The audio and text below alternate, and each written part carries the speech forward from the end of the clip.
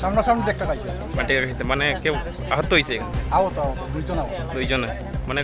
কোনখানে নেওয়া হয়েছে তারে একজন কমলপুর দুজন কমলপুর কমলপুর হসপিটাল না এটা কোন এরিয়া দাদা উত্তর হাওয়ালি ওটা হবে না